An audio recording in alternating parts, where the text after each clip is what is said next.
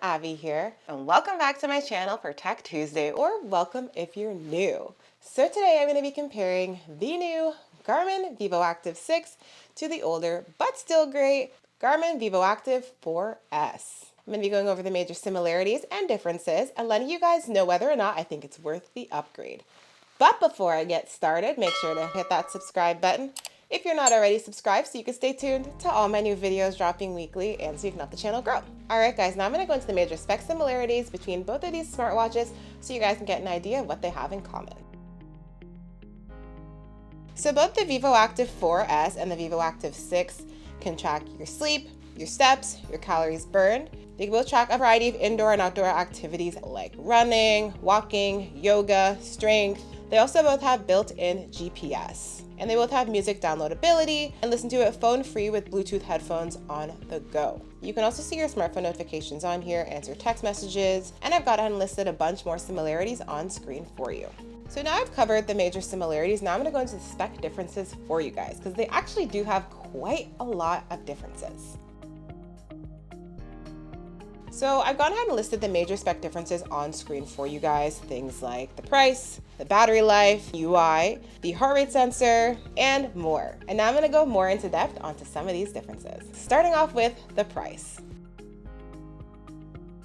Now when it comes to the price of these smartwatches here, the Vivoactive 6 was released at $439.99 Canadian and $299.99 American, while the Vivoactive 4S came out at $479.99 Canadian and $349.99 American.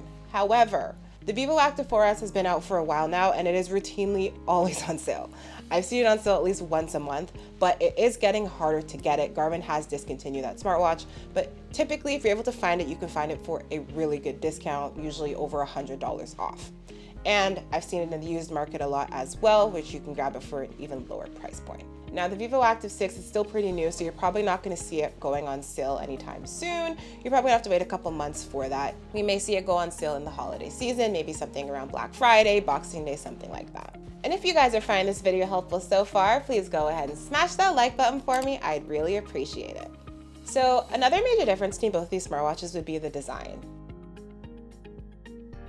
Both of these smartwatches have pretty different looking designs. The Vivoactive 6 kind of took a more like minimalistic, sporty look, where the Vivoactive 4S took a more like premium, typical watch look. So I think they both do look pretty nice. And here's what they both look like on me. So you can see that the Vivoactive 4S is a lot smaller, it's more compact in both the size of the watch as well as the watch bands. Now, the Vivoactive 6 is not huge by any means, but it's definitely significantly bigger. Another difference between both of these for the design is the displays. On the Vivoactive 6, we have a AMOLED color display where you can see bright, bold, punchy colors. It's contrasting, really good readability indoors as well. But when you take it outside, there is a lot of glare. So that's definitely a downside of AMOLED displays. So if you're someone who you primarily like to work out indoors, the AMOLED display could be a really great option for you. Another thing about the Vivoactive 6, it has an optional always on display. So basically what that means is the display is not always on. It times out after a couple seconds. If you want the display to be always on, you have to set that in the settings, and that's gonna significantly lower your battery life a lot.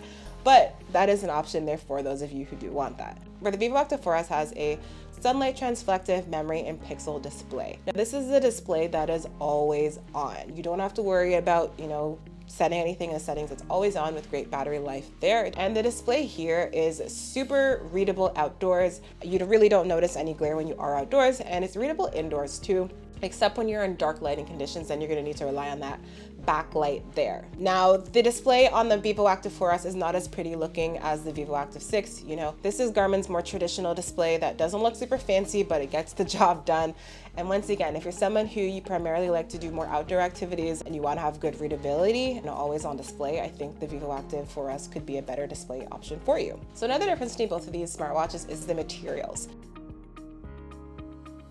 Now the Vivoactive 4S, even though it's an older smartwatch, it is made with more durable materials. I found that when the Vivoactive 5 came out, the Vivoactive 6, Garmin kind of cut the quality of the materials there.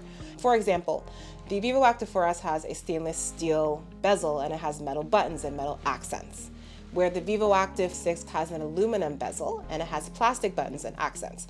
Now the aluminum bezel is lighter, which some people might prefer, but it is not as durable, so it is more prone to being scratched. And of course, having plastic buttons and accents is not the best, but it is a way to cut the cost of that smartwatch. That's something that I personally didn't like. Now, let's talk about battery life. So the Garmin Vivoactive 6 has a quoted battery life up to 11 days, while the Garmin Vivoactive 4S has a quoted battery life up to 7 days. Now, I did not get those results with my usage. I've gotten on average 5 to 6 days of battery life with the Vivoactive 4S and 7 to 8 days of battery life with the Vivoactive 6. Now that's the results for the Vivoactive 6 with the optional always on display turned off. When I went ahead and turned that on, I got on average 2.5 to 3 days of battery life there. So definitely significantly reduces it. Now for both of them, I honestly think they have pretty good battery lives. Mind you, the Vivoactive 4S came out back in 2019, still has a great battery life today. I've had that smartwatch for years. So another difference between both of these smartwatches is the Garmin Vivoactive 6 has Garmin's newer user interface. And with that, you're seeing more curved edges. They kind of made things look softer. You're seeing a lot more gradients. It looks a lot more 3D in a lot of areas on the smartwatch. And it kind of looks like, refreshed. They've also kind of changed things with the operation there.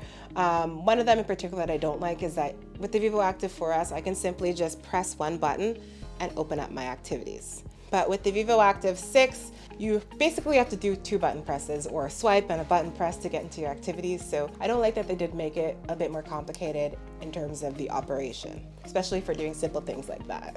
Another difference is that Vivoactive 6, the newest UI, where the Vivoactive 4S has Garmin's older one. So this is kind of like 2 versions back. There's this one, and then there's the newer one on the Vivoactive 5, which I showed you guys in my Vivoactive 5 versus 6 comparison. And then there's the newest one on the Vivoactive 6. So basically you're swiping through and you're seeing everything at a glance here. Whereas on the Vivoactive 6, you're kind of swiping through a more condensed menu system, and then you're going to tap things, and when you press them, it opens up into a bigger view. And once again, you're seeing a lot more kind of 3D effects, more gradients, where the Vivoactive 4S is just very simple, which I personally do find pretty easy to read because it's nice and contrasting, but both of them are readable. Now, another difference between both of these smartwatches is the heart rate sensor. Now, the Garmin Vivoactive 4S has Garmin's older Elevate 3 heart rate sensor, while the Garmin Vivoactive 6 has Garmin's still older, but slightly newer than that, Elevate 4 heart rate sensor. Garmin's right now in the Elevate 5 heart rate sensor, which you're gonna find on, their more top of the line smartwatches. Both of these heart rate sensors, pretty good and accurate at tracking your heart rate. I will say a noticeable difference is if you are someone who likes to do paid activities, the Vivoactive 6 can track HIIT where the Vivoactive 4S cannot. But if you're someone who likes to run, you like to walk, you do yoga, weightlifting, whatever, honestly, both these smartwatches can do that well for you. And the heart rate sensor, just using it in general to track your day-to-day heart rate when you're resting or when you're working out or when you're sleeping, I think they both do a good job at that. So you guys can see that they're very similar here. They might differ between, a couple beats per second. So another difference between both of these smartwatches would be the activity tracking. When it comes to what activities they track, that is a difference. The Vivoactive 6 does track more running activities. That's something that Garmin decided to do. They gave it a lot more running kind of features, more running metrics. It also does have Pace Pro built in. It has training effect. It also does have suggested daily walks, which is pretty cool to see. The Vivoactive 6 also does track a few more activities than what we find on the Vivoactive 4S. Now they both track the same basics like running, walking, yoga, cycling, weightlifting, cardio, stuff like that. But the Vivoactive 6 once again does track more running activities, and they also have a couple more outdoor recreational activities.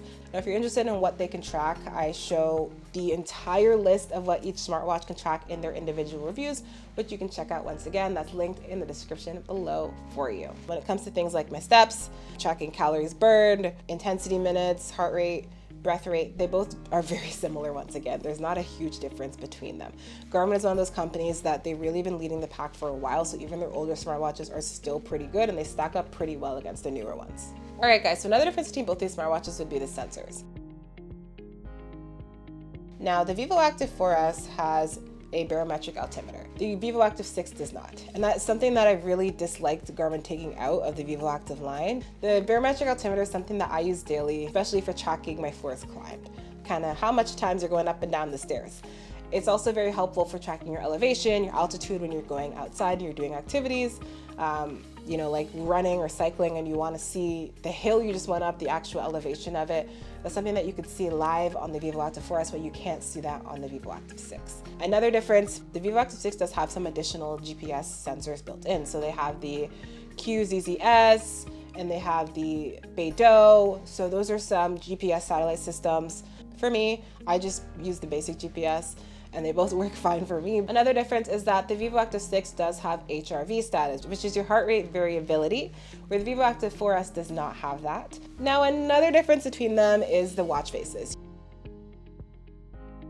You are going to find a lot more watch face options available for the Vivoactive 4S compared to the Vivoactive 6. Why? Because it's been out for a lot longer.